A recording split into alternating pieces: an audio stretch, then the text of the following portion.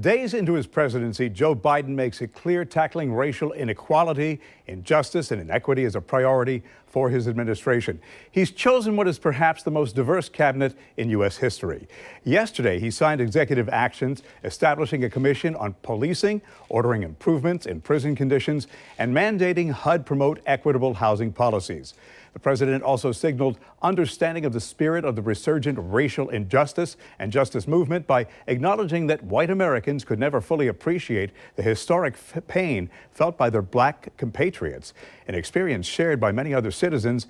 And recently he said, "I can't understand what it's like to walk out the door or send my son out the door or my daughter and worry about just because they're black, they may not come back." Dr. Tammy Hodo, a racial diversity expert and the founder of All Things Diverse, an educational consulting company, joins me here on The Morning Show. Good morning. Good morning. Thank you for having me. It's our pleasure. The president instructed his nominees at the Justice Department to prioritize civil rights and to root out racism and prejudice to apply equality under the law for all Americans. Words and symbolism are certainly important, but the reality is it's going to take more. I agree. It's going to take dedication. It's going to take a lot of funding. It's going to take some very uncomfortable conversations that people need to begin to become comfortable with. In his book, Where Do We Go From Here? Chaos or Community, which I believe was published in 1967, Dr. Martin Luther King Jr. wrote, "Loose and easy language about equality, resonant resolutions about brotherhood fall pleasantly on the ear. But for the Negro, there's a credibility gap he cannot overlook." How does the Biden administration bridge that gap with the black community? I think that honesty is imperative, but also funding. Too often, we hear this rhetoric of equity and equality and that we're all starting from the same vantage point, when reality is, because of systemic racism, that's not at all the case. He touched on that when he talked about the Federal Housing Administration and redlining and housing covenants and how, certain groups have been impeded from actually fulfilling the American dream of home ownership. So I think that it's going to take a lot of work.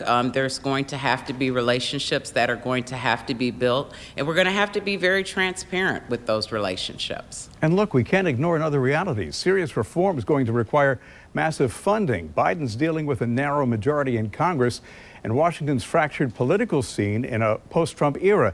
He's got the moral authority, but those are some pretty big hurdles. Oh, I agree completely. I think that it's going to take buy-in. People need to understand that we are not seeing equity in American society. When we look at the stats, we see that African American children, the infant mortality rate in America is comparable to third world nations. We know African American women, indigenous and Hispanic women are more prone to die during childbirth than any other group. There's just a lot of work that needs to be done, and I really hope that our society, after a lot of divisive rhetoric, is prepared to make that change. And then you have Biden's two versions of his own political persona on policing. He was severely criticized for his role in 1990s criminal justice legislation that ushered in mandatory minimum sentences that send many young black men to jail for years. But he's also always had a strong relationship with the police and their unions during his long political career. How does that play? I think that hindsight is 20/20. I don't think that it was intentional that he knew the results of that bill that he supported. But I think now that he gets that, that was a bill that was definitely disproportionately disadvantaged, communities of color. So again, I think hindsight is 20/20. I think that he will have no issue recognizing, apologizing, and acknowledging that he made an error.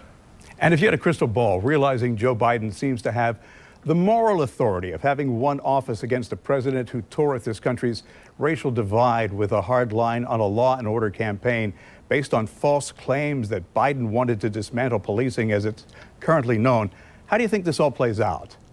Well, I think that people need to really do some research and understand when he's talked about defunding the police, they're not saying that we should have less police officers, but that we need to also have social workers and people who are able to address issues that, are more than just policing. Too often, the police are called for everything when oftentimes it's a mental health crisis a person is having or a different, some other kind of crisis. And the police may need to be there, but they may not need to be the main ones engaging with that individual.